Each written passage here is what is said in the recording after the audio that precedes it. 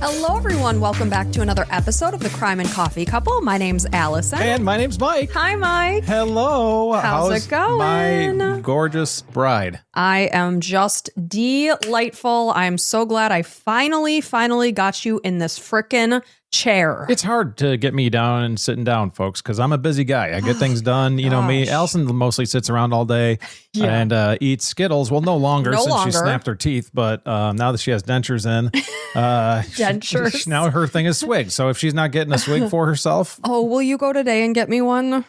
I want an Island Time. Are your legs broken? Yes. If you have a swig near you, my favorite is Island Time, which is a Fresca-based drink, and it's got like fresh orange in it. Oh, that's the one you got yesterday. Yes. Oh, it is freaking awesome. Like, it's heaven. Like, if there's I think they're a private company, but if there's a way to like invest in them, I would do it, man. It's really simple, just sodas and a bunch of crap to throw in your sodas. Like it's anything that you want. I'd imagine there's probably like a billion combinations. Maybe not quite that much, but a lot. Our kids also like their pretzel bites. They have the regular pretzel bites and then the sweet ones. You know, when the kids ask for foodstuffs from like your Starbucks and your Swigs and those things, it pains me inside because that's where they make all their money.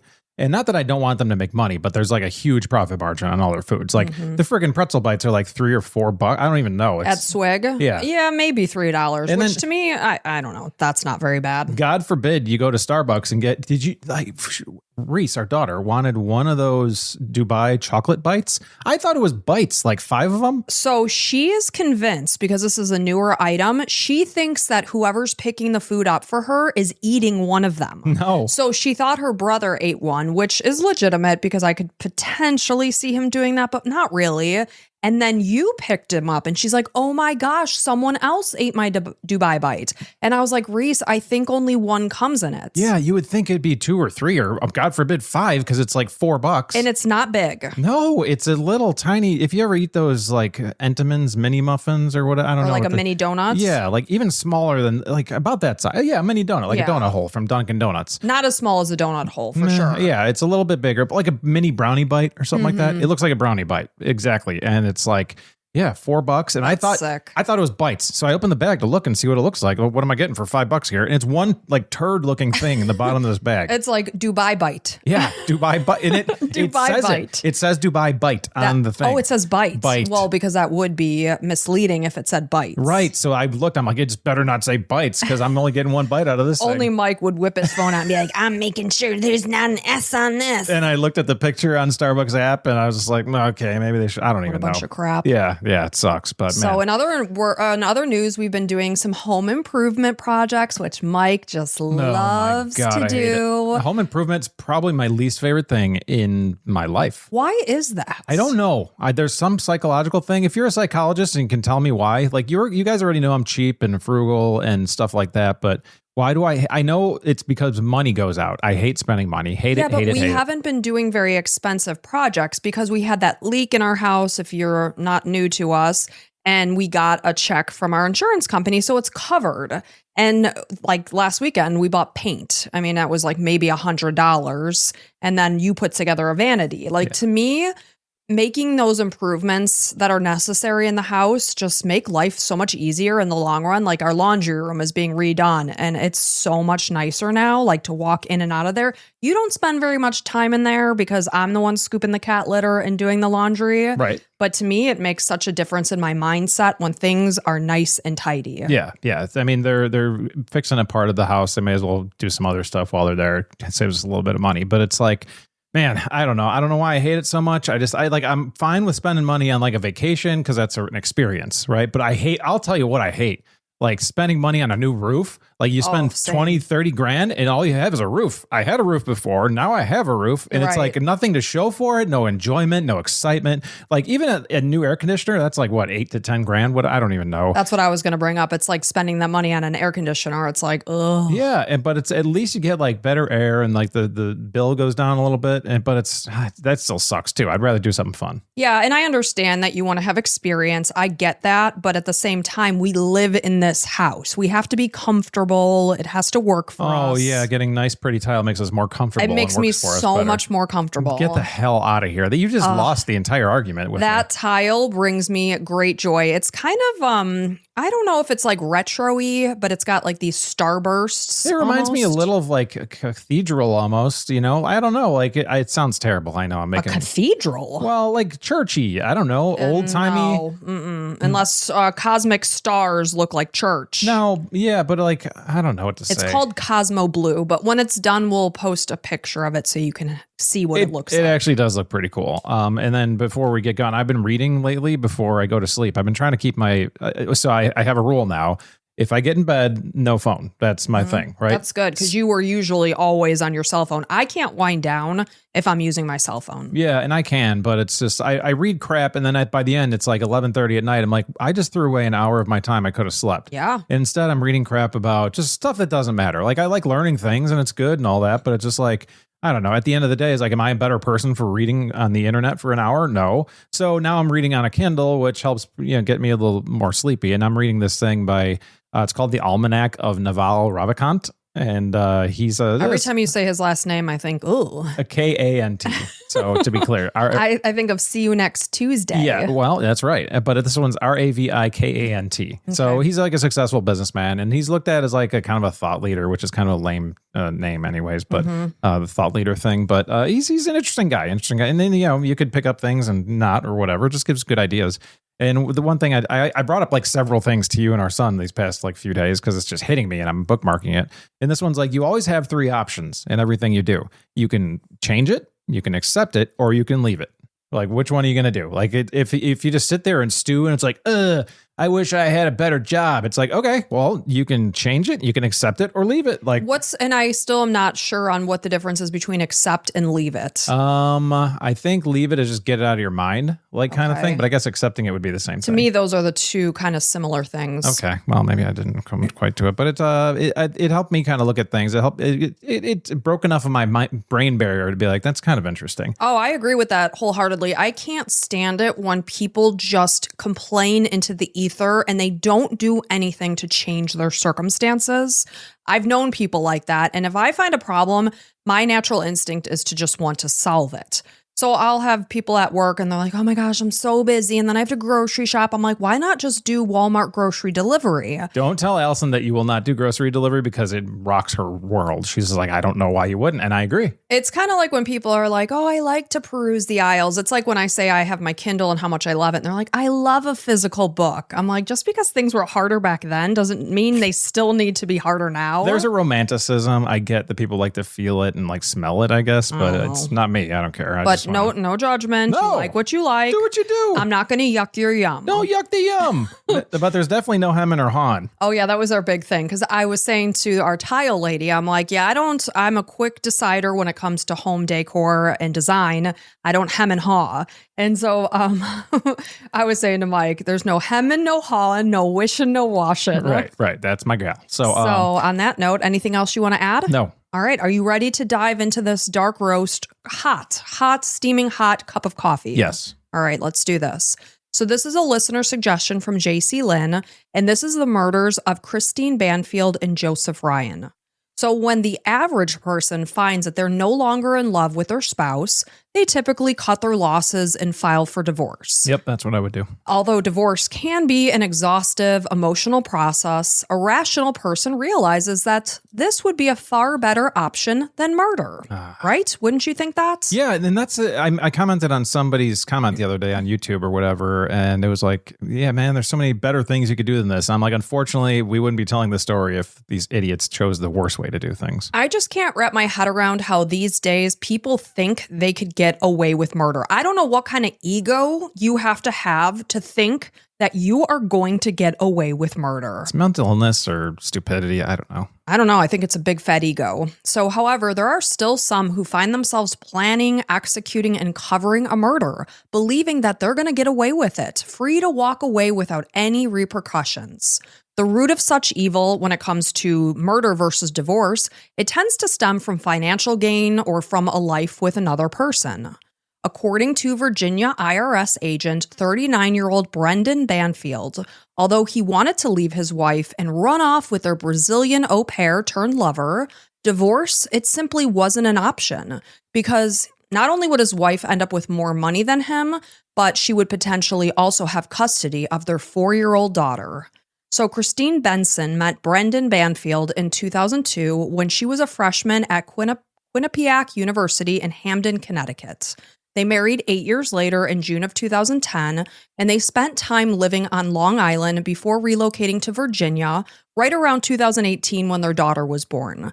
And it's always chilling to me when I go back after this person is deceased and I look at their Instagram page, if it's not private, and you comb through and it just looks like a normal, happy life. And you look at their face in these photos and you think, you have no idea that the person you're standing next to is planning your murder. So that's in their head, like actively while you're smiling together. It's so chilling to me. So before Christine accepted a position as a pediatric intensive care nurse at Inova Fairfax Hospital in 2019, she had previously worked as a sexual assault nurse / forensic examiner at the Family Violence and Rape Crisis Center on Long Island, and she had worked there since 2015. And that's just such an important job because you're dealing with people that are in their rawest, most vulnerable, scared positions. And it seemed like she had the exact personality to deal with these traumatized women. So according to her obituary, her colleagues described her as a dedicated nurse. She was a strong patient advocate, someone who went above and beyond during the uncertain times of the pandemic, working in the healthcare field. She mentored new nurses, connected with families, and she really took on every challenge that was presented to her. She was a go-getter, and she was incredibly kind, genuine, she was a giving person, and she was also an amazing mother to their young daughter. So based on Christine's Instagram page, she was very passionate about the au pair program, as in September of 2021, this is about a year and a half before her death, she was a bridesmaid in her former au pair's wedding, and under a photo with her daughter and her former au pair, she wrote a caption. A lot of people don't understand the au pair program, but this is it right here. It is opening your home and your heart up to someone with big dreams of changing their life when in America, and in the process, they changed your life more than you could measure. I didn't know that that's kind of the program. I didn't know there was like an au pair program. Mm-hmm. I thought you just talked to, like you call somebody an au pair or something. No, and I'll talk a little bit more about that. However, only one short month after she made this post, Christine and Brendan hired their new au pair from the outskirts of Sao Paulo, Brazil, and this would change everything. So although nannies and au pairs both help with childcare, an au pair is integrated into the family. They have a room within the home. They live and eat their meals with the family. They basically become a family member. And they're normally between 18 and 30 years old. They come from another country as part of a cultural exchange, sometimes on a special au pair visa, and they receive much less money than a nanny would because it's more about the experience of them coming over to another country and living in your home so they don't have living expenses. Which is one of the biggest expenses there are, especially now. It's like, well, you're getting free housing. Right. So, and food and all that, and it's like mostly taken care of. So they basically receive pocket money so that when they're free, they can go off and do their own thing, and the host family is providing them a place to live. I need no pair. So Juliana Perez Magalhaes was only 21 years old when she found a post through the Cultural Care Au Pair Agency, and she began working as a live-in au pair for Brendan and Christine Banfield. She started this position in October of 2021. But only 10 short months later, she and Brendan began a sexual relationship, and it wasn't long before he told her that he wanted to marry her and have children with her. All right, maybe I don't need no pair. So, however, before they could do such a thing, he would have to get rid of his wife. And you can have an au pair because you're not a scumbag and you're not going to sleep with her. Yeah, exactly. That's the difference there. So she told him that he needed to kill the wife, or he just thought he needed to? He said, I want to marry you and have your children, but first I have to get rid of my wife. So on the morning of Friday, February 24th, 2023, police officers responded to the Banfield's large home that was situated in an affluent area on a cul-de-sac. This was on Stablebrook Way in Herndon, Virginia, and they were coming to the house in response to a 911 call. So the first call came through just before 8 a.m., but within minutes, the caller hung up at least twice. When a third call was placed 13 minutes later, Juliana as well as Brendan were on the line. And Juliana first told the dispatcher that her friend was hurt, and Brendan went on to explain that he had shot an unknown man who allegedly barged into their home and began stabbing his wife. So when first responders arrived to this house, they were met with a horrifically bloody scene. They said that the carpet was so saturated that the blood went through the padding and down to the subfloor. Oh, wow. And this is where they found 37-year-old Christine in an upstairs bedroom with stab wounds to her upper body. And meanwhile, there was a man who was soon identified as 39-year-old Joseph Ryan, and he was lying nearby with multiple gunshot wounds to his upper body. So while Joe was pronounced dead at the scene, Christine was transferred to an area hospital, but sadly she was later pronounced dead. So the scene was very confusing, since officers were initially unsure if Joe had been the person to stab Christine. There were also questions of how was he related to the family? Why had he been in their home at 8 o'clock in the morning, on a random weekday? Yeah. But because, of course, both Joe and Christine were deceased, now they only have Brendan and Juliana's version of events to go on. So officers found no sign of forced entry in the Banfield's home, and their 4-year-old daughter was found unharmed in the basement. And she was taken from the scene by officers who also confiscated 2 guns and 1 knife.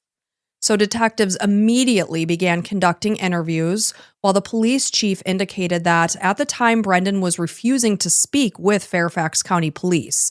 On the other hand, though, Juliana, she was being cooperative.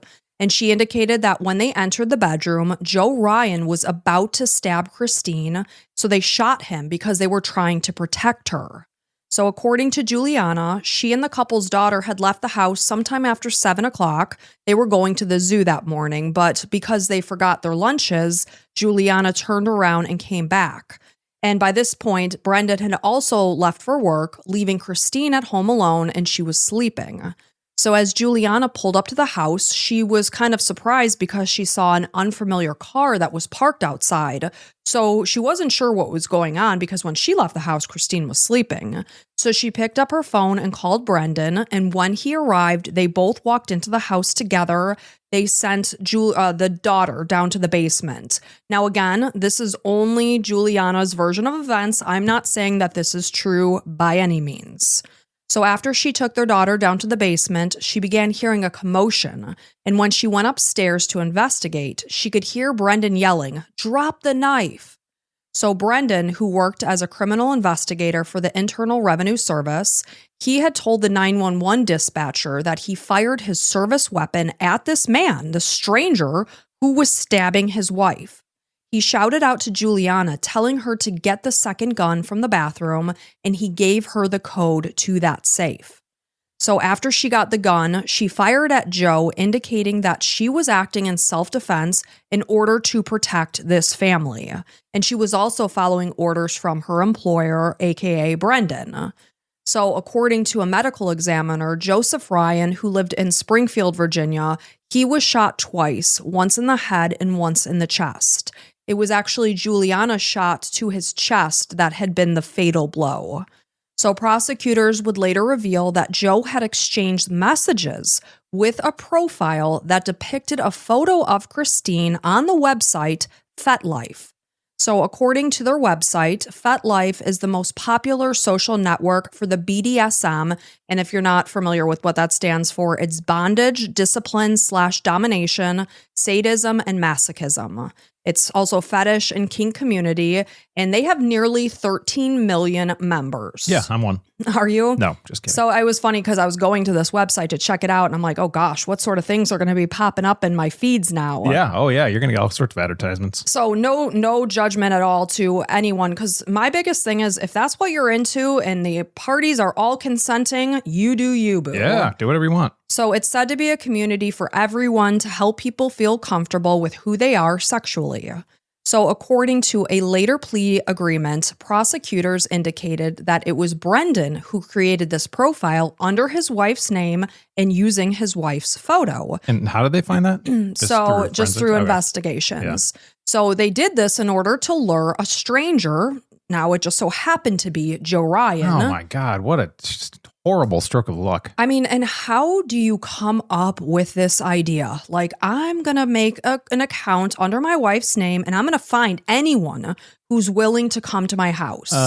Keep in mind, I know this guy's a scumbag, Brendan, but it's not a terrible idea. It's not a terrible idea. I mean, I hate to say this, but I mean, I agree with that. Okay, like sometimes what people do, it's just blatantly insane. But like stupid. This is also insane and evil. Oh, he's a scumbag. Everybody that knows us knows this is, whatever. But I mean, he's going in a direction that might make sense if he tries to get away with it. I don't know. So when Joe made these arrangements to come to the Banfield home, he had been under the impression that it was for rough sex.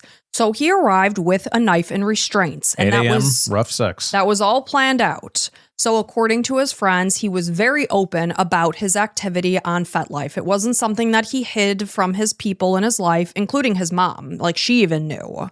So those that knew Christine indicated that the messages that were discussing her potential rendezvous with Joe did not at all sound like her. There was also no evidence that she had been into knife play, binding, or other similar sexual activities. I liken it to if my coworkers found out that I was on FetLife. Oh, man.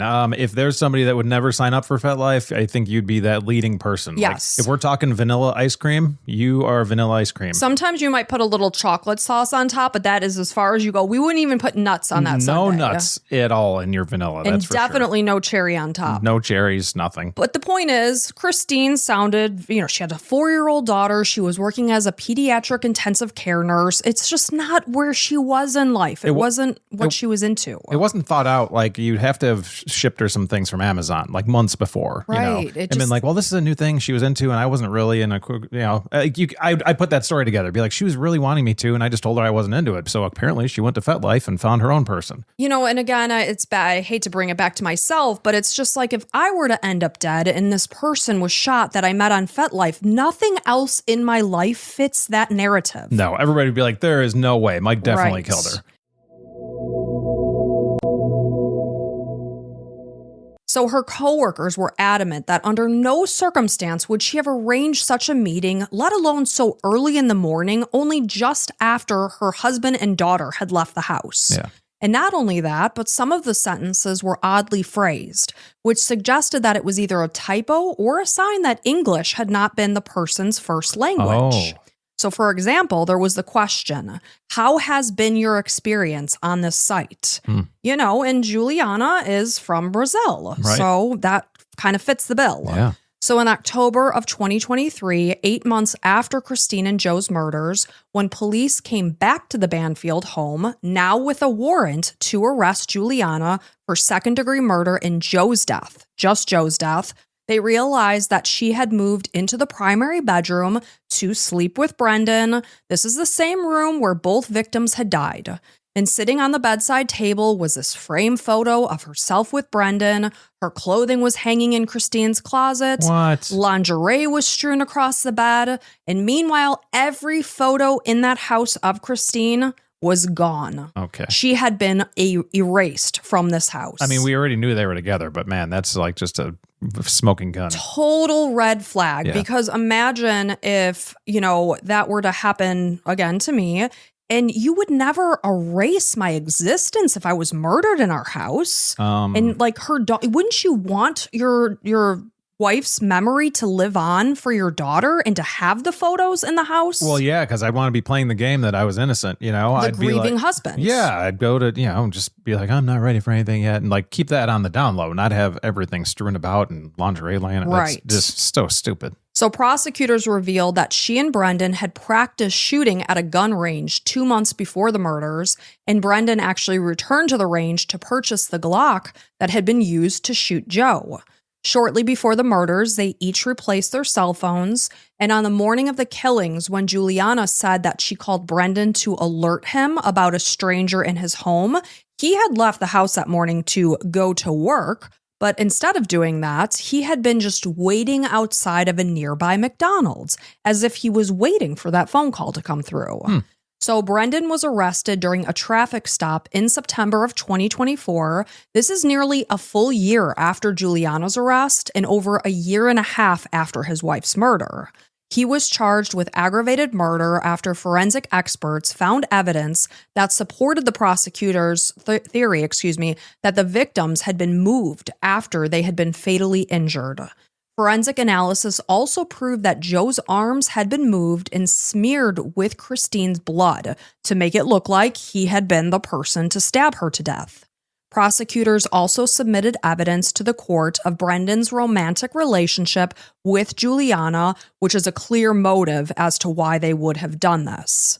So, according to authorities, Juliana and Brendan had been scheming Christine's death after starting a romantic relationship in August of 2022. In the 6 months before the murders, they traveled to New York City together, taking romantic photos together during their visit.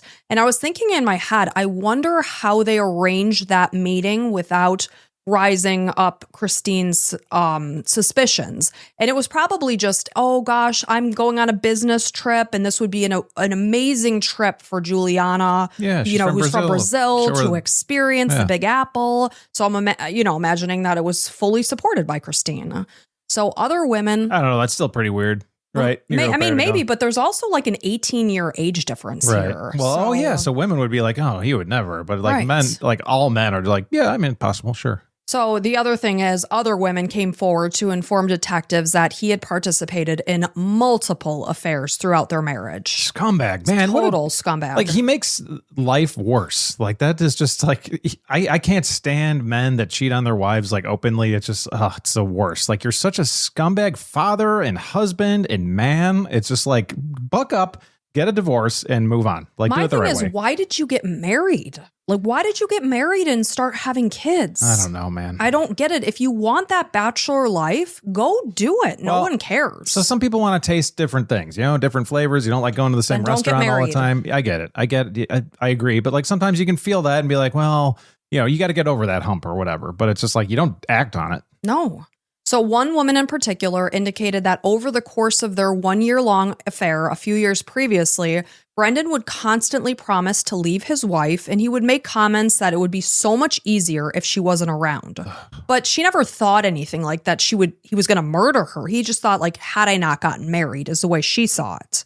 So they had met in 2013 on a sugar baby website. I had to look that up. I'm like, what exactly is a sugar baby website? It's basically like a much younger person and you're going to be their sugar daddy. I got laid off from a job like 10 years ago, and I had to just find the first job that came available. And I became a salesperson at this startup software company. And there was like 3 young girls, like freshly out of college, that would like doll themselves up and put them on websites just like that. And I'm like, I talked to these girls. I'm like, come on, you're better than this. Like, you don't need to like settle. And they're like, no, I'm not. Don't worry, I'm not settling. She's like, this is just for right now. I just want them to buy me some purses and some jewelry and stuff. And maybe I'll do some stuff with them. But I'm like, man, that's so, I don't know. I mean, I guess whatever makes you happy, but I don't feel like that's true happiness. No, I don't think so either. When you're relying on someone just for their finances, I always question, like, is the foundation true love or is it more the person's bank account? Well, does that add to the true love? Because there's security in money, right? Yeah, there is. But there's been doctors that I've worked alongside who not only do they look atrocious, but their personalities are garbage, just trash. Yeah, but you've worked alongside some good doctors too. Oh, yeah, 100%. I'm not saying anything about doctors. I'm saying that then I'll see their profile on Instagram and they've got this smoking hot wife. All right. And I'm like, I don't know that she's with him for his personality or his looks. Well, luckily, us ugly guys can make some money and find hot chicks. Somehow I got you as a hot chick, and I don't make anything. Please. I always think, too, in gym class, this one girl, I was like, what are you going to go to college for? She's like, oh, I'm not going to college. I was like, well, what do you want to do for a living? And she's like, I don't. She's like, my plan is to find a rich guy and marry him. That's like, okay. I mean, again, don't yuck someone's yum. I'm trying hard not to. It's okay. But okay. So they would even meet up at Brendan's house during times when Christine was away. And then afterwards, she would see him deep cleaning the house because she had a distinctively different hair color than Christine. So it would be obvious that she was in the house. And she could see that he was really getting off on the fact that he was successfully hiding this affair and getting away with it. So although Juliana was initially charged with second-degree murder for Joe's death, on October 28th, 2024, she signed a plea deal to plead guilty to a lesser charge of voluntary manslaughter. And with this agreement, she was to cooperate with prosecutors in the case against Brendan. So she was going to spill it all out on the table in order to get him convicted in exchange for a recommended sentence of time served. So her sentencing was set to happen at the conclusion of Brendan's trial. And I'll tell you that this all just happened. Actually, when I first researched this case, he was still actively in trial. So in earlier letters that Juliana wrote after her arrest in October of 2023 to Brendan's mom, who just so happened to be paying for her attorney, she planned to take the blame for both of them. However, this is something that police officers kind of knew was going to happen. If I may. Mm-hmm. So Brendan's mom was paying for Juliana's legal fees, even though Juliana was flipping on Brendan? Yeah, no, at this point in time, Juliana's letters were, I am going to take the blame for both of us. Got it. But investigators had the feeling, because they've seen this play out time and time again, was that she was gonna flip, and lo and behold, she did. Oh, and so they're like, oh yeah, go ahead, pay for her legal fees. And we've seen this every single time. She's going to flip because she's not going to want to be deported or whatever. Right, or spend the rest of her life in prison. Yeah. So as time went on, this exact thing happened. Her attitude shifted, and her letters to Brendan indicated that she did not want to spend the rest of her life in prison for something she didn't do. I can't. I would love to see the look on Brendan's mom's face when she's like, I just paid for that B word's legal fees. And it's like, yeah, well, your son's a piece of crap and murdered his mother of his children and your child. Granddaughter's mother. Yeah, good. Well, tough crap. Tough cookies. Tough cookies. So she expressed that she was upset with him for not visiting enough because, of course, he was arrested much after her. And in that time frame, he was really not coming around much to visit. Another stupid mistake. You want someone to take the blame for both of you? Go visit her. Yeah. Do whatever she wants. So Brendan Banfield pleaded not guilty to aggravated murder for the deaths of Christine and Joe, and the trial began with jury selection on Monday, January 12th, 2026. Oh, man. I just looked up a picture. He looks like a penis. He's a total penis. He's a walking, just vanilla penis. We had to stop. That's good. Okay, keep going. So opening statements in the Fairfax County, Virginia court began the following day. And because his daughter had been at home on the morning and he knew that Juliana was with her daughter, that he was also charged with child abuse and felony child cruelty. Good. And rightly so. Yep. So prosecutor Jenna Sands accused Brendan of orchestrating a scheme of luring Joseph Ryan to his home under the guise of meeting Christine for a rape fantasy in order to kill him and frame him for his wife's murder. I mean, that is quite a story. Horrible. So the whole scheme was arranged because Brendan wanted to pursue a life together with his lover. And by the way, give it 5 years, he was going to be bored with Juliana too. That's just the kind of guy this is. Yeah, breaking news. You're never going to be happy. You're never going to be happy. As soon as the newness wears off, you're done. So jurors were told that he was responsible for both murders and urged them to find him guilty. So defense attorney John Carroll accused prosecutors of pressuring Juliana to lie against her ex so that a conviction could be secured against him. Can't do that. So this was done when she was in a vulnerable position, thousands of miles away from her home country and in prison. He said that she had maintained her innocence for a year, but eventually changed her story in exchange for what he referred to as a sweetheart of a deal. Carroll also said that he would present digital forensics, and this pisses me off so bad, that it was Christine who had directly engaged with Joe on FetLife. So imagine being her family and knowing with everything in your soul that your daughter did not get on FetLife and create this account. Well, you never truly know, right? But so Brendan's saying he'll show forensic things? No, his attorney is saying. Well, then show it. Bring it up. Well, he doesn't. Yeah. So Juliana testified that Brendan confided in her as early as October of 2022 that he wanted to get rid of his wife so that they could be together and live a life together. And he indicated that due to their finances and custody of their child, divorce, it just wasn't an option. So in January of 2023, this is when they made this fake profile for his wife that was created on FetLife in order to lure a man. It just so happened to be Joseph Ryan. They weren't targeting him. He's just the one that responded in the way that they wanted. Just a random dude, man. Yep. That sucks. How sad is that? So they each participated in writing the posts using similar language, but it was Brendan who had created the profile under the username Anastasia9.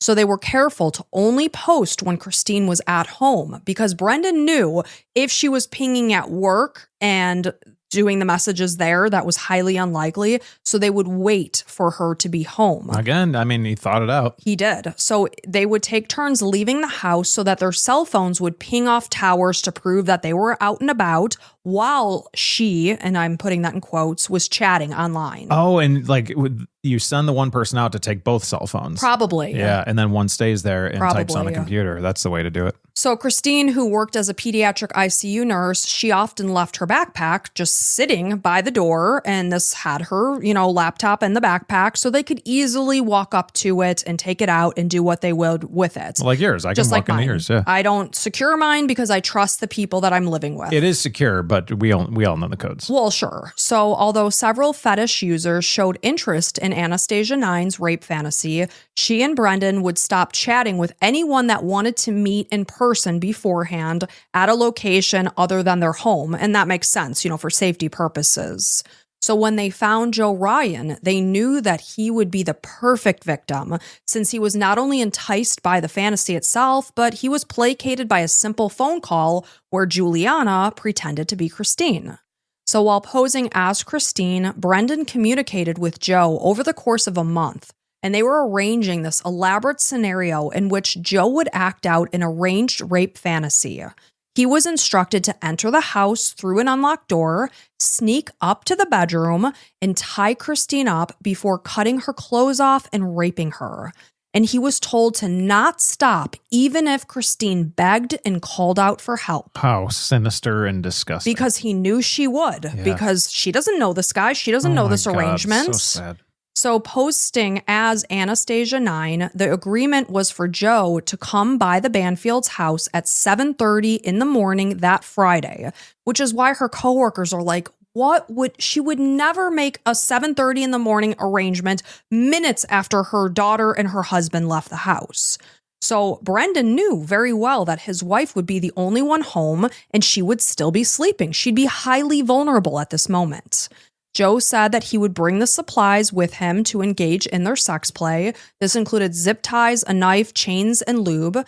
And police photos captured these items in his backpack, as well as a Walmart receipt for the lube that he purchased. So as they got prepared, Juliana and Brendan traded in their cell phones in order to hide evidence. And Brendan also upgraded his home's windows for improved soundproofing. Wow, they really thought this out. So according to Juliana, he had her go out on the driveway and then he stood up in the bedroom screaming and then asked her, "Could you hear anything?" And she's like, "No, not really." He also scoped out all of his neighbors' homes to see who had doorbell cameras. Wow. So the duo selected Friday, February 24th, 2023 as the day that they would finally go through with their murder plot, since they concocted ruses to leave the house themselves, ensuring that Christine was going to be home alone. Juliana had told Christine that the other au pairs were taking the children that they watched to the zoo. So Christine got online, she bought them tickets. So while they left under the guise of going to the zoo with the child, Brendan left the house for work. But rather than, like I said, going to work, he just waited at a nearby McDonald's for Juliana's phone call. Got a quick Egg McMuffin before he goes to murder his wife. So before he left, he turned Christine's phone off, left it in a kitchen drawer so that she would be unable to call for help. And he unlocked the front door just as he told Joe that would be the case. So imagine this just horrible human being, if you even want to call him that, making these arrangements, getting in his car, pulling out, knowing what lay ahead for his wife, and just being able to go through with it. Like, in no world is this a better option than just getting a divorce. Like you started this whole episode. It's just, man, well, okay, you're gonna get away with it. Like, I don't see that happening. No. Like, that just doesn't happen. Like, I don't know, maybe. So rather than driving to the zoo, Juliana parked the car down the street and she waited for Joe's arrival. A call log from Brendan's phone proves that she called Brendan at 7:37 and 7:38 a.m., only minutes after Joe indicated that he would be arriving because he said he was arriving at 7:30. He arrived about 7 minutes late. So when she saw him pull up, she called both Christine and Brendan's phone because she's trying to establish that I'm calling to see, like, who is this guy? So they took the child down to the basement, and when they got upstairs, they found Joe on top of Christine, who was lying on the floor. And according to Juliana, when she reached the bedroom, Brendan yelled, "Police officer!" So meanwhile, Christine, who was utterly terrified and confused, having just been woken up by a stranger on top of her, yelled back saying, "Brendan, he has a knife." And this was when Brendan shot Joe in the head with his service-issued gun, while Christine screamed out to Juliana to call 911. So after she dialed 911, Juliana hung up when Brendan motioned for her to do so. And she went to the bathroom for towels, and when she came back, she saw Brendan stabbing Christine repeatedly in the neck. Oh my God. And while this was happening, Juliana said that she was pacing around, squatting down, and covering her eyes. When Juliana noticed that Joe was still moving, she shot him in the chest, and like I had said, this was the shot that ultimately killed him, with the gun that Brendan had given her that morning. And after that, she called 911 again. This time, Brendan had given her the go-ahead to do so. This testimony varied from what she was heard saying on body cam footage on the morning of the murders. She was saying, well, Brendan told me to shoot Joe. And that's where she's like, I was doing it on the orders of my employer in order to protect her. So according to Joe's mom, Deirdre Fisher, her son had spoken to her about his consensual role play, but he was a very gentle, nonviolent person. And she remembers every horrible detail about the moment that she learned of her son's death. When she got the phone call from the detective, she could hear someone screaming, and that was the moment she realized it was her own voice. She said she felt as if she was standing outside her body, hearing that her son had been killed. When Brendan went to the hospital with Christine, Juliana took their daughter with her to police headquarters. When the medical examiner testified, he indicated that the wounds that each Christine and Joe had suffered were rapid fatalities that would have resulted in their deaths within seconds to minutes. Dr. Megan Kessler testified about the numerous bruises and abrasion to Christine's arms and legs, most of which did not appear to be more than 48 hours old. It was unclear if they had been sustained at or close to the time of her death, so it just goes to show how hard she fought. Christine's father testified that his daughter had suffered from a lifelong blood disorder that made her very prone to bruising and excessive bleeding. His testimony suggested that because of her condition, never in a million years would she have messaged Joe about this knife play, because even just a little nick could cause her to bleed a lot. Really so that was just another testimony to support the fact that she would have never arranged for something that had to do with a knife. So defense attorney John Carroll accused prosecutors of developing tunnel vision in terms of blaming Brendan for orchestrating the entire plot while pressuring Juliana to lie. So when Brendan took the stand in his own defense, he admitted, yeah, I had an affair with Juliana, but he had denied that he and Juliana had ever concocted this murderous plot. He claimed that the very idea was absolutely crazy.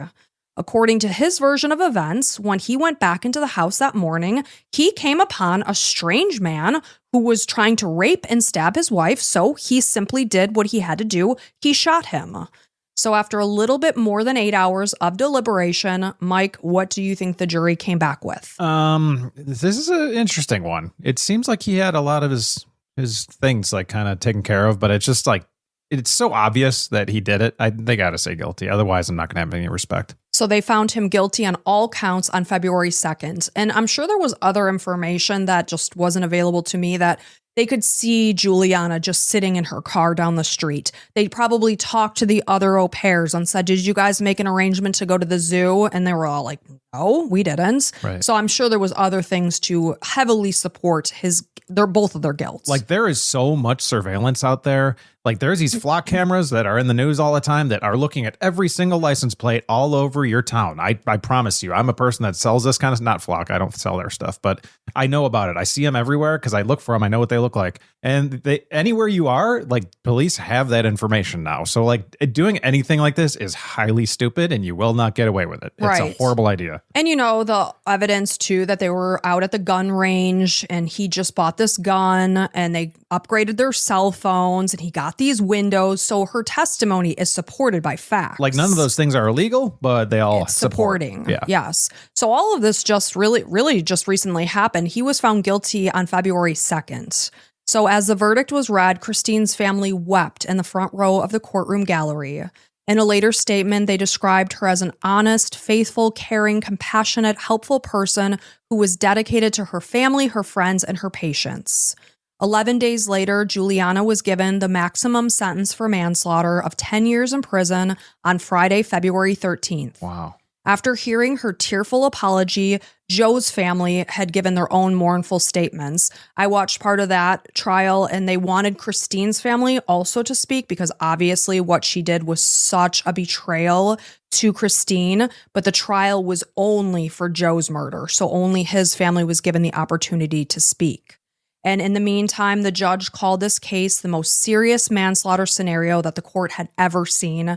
She basically reamed her out saying, you had around 6 months to change your mind, yet you continued on with this plan. And because of you, all of this happened. And obviously Brendan.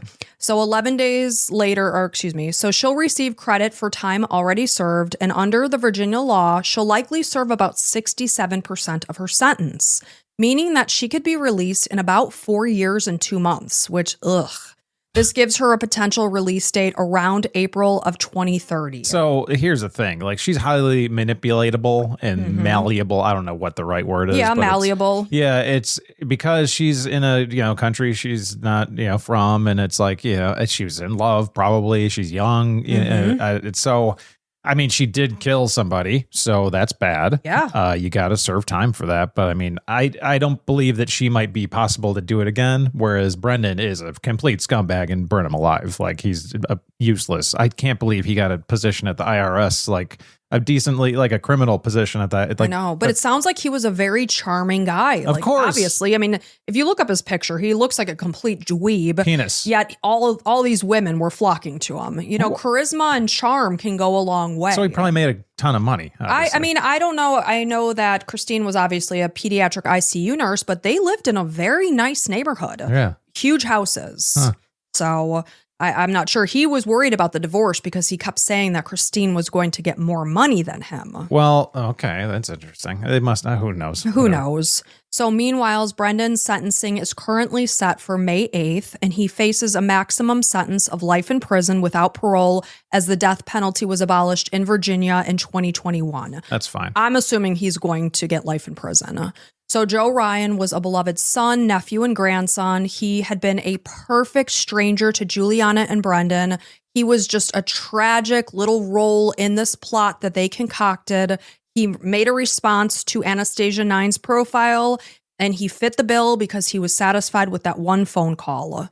And those that love Christine went on to remember her and keep her memory alive, especially for her daughter, because she was only 4 years old when her mother was killed. And now she is going to be raised without either of her parents. Both Joe and Christine were so much more than just headlines attached to a salacious case. They were two human beings who were loved. They had families, they had plans and futures that should still be playing out for decades to come. Their lives were lost in a sudden, brutal, senseless act that left this 4-year-old little girl, again, to grow up without either parent. Although affairs will no doubt leave broken trust, hearts, and families, they should never end with lost lives. I mean, what a selfish act just so he could get his rocks off with his 21-year-old au pair, this 39-year-old loser with his 21-year-old girl. Christine and Joe are no longer on this earth, and their 4-year-old little girl will not be raised in her stable family home with her parents. And that is the sad and tragic murders of Christine Banfield and Joseph Ryan. It's so horrible. And you did a great job of like not forgetting that Joseph Ryan was like an innocent person in this whole thing. Not that Christine is also innocent too. Totally. I mean, we're definitely focused on Christine because she was a mother, and now her daughter has no mother and a piece of garbage father.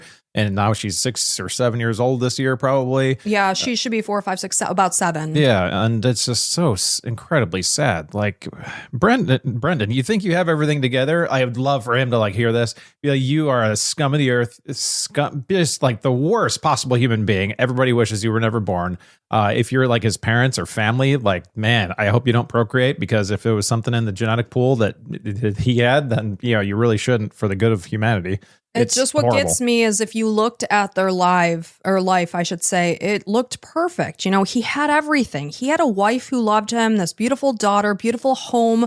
They both had stable jobs. They were in a position that they had an au pair that was helping them out. And it wasn't good enough for him. I wonder if he thought that he had more power and connections and stuff, because obviously he probably knew some people being in the IRS, or, it's kind of like being in law enforcement a little bit. I don't know.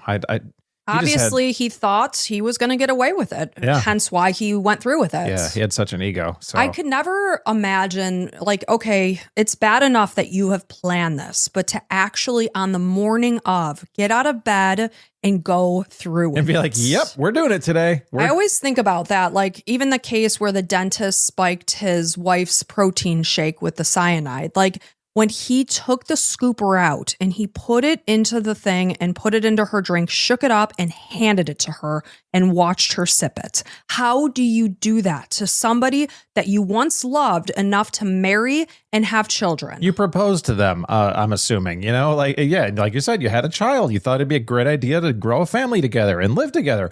But now you want to murder them, and some random unfortunate guy that just so happened to like respond to the way you wanted. Like, that is so...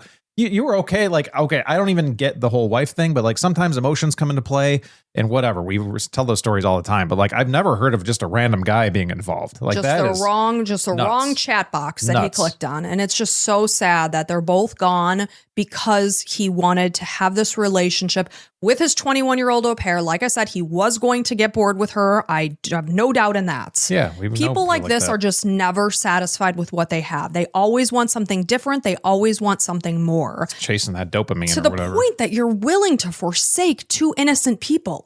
Yeah. It's sick. It's mind-boggling, and I will never understand it. And that's why I am so fascinated with true crime. Like, what drives a person to do such a thing is beyond me. Yep. Hopefully we'll never know. Anyway, we thank you guys so much for being here, listening, supporting us. I can't tell you how thankful we are for all of our listeners.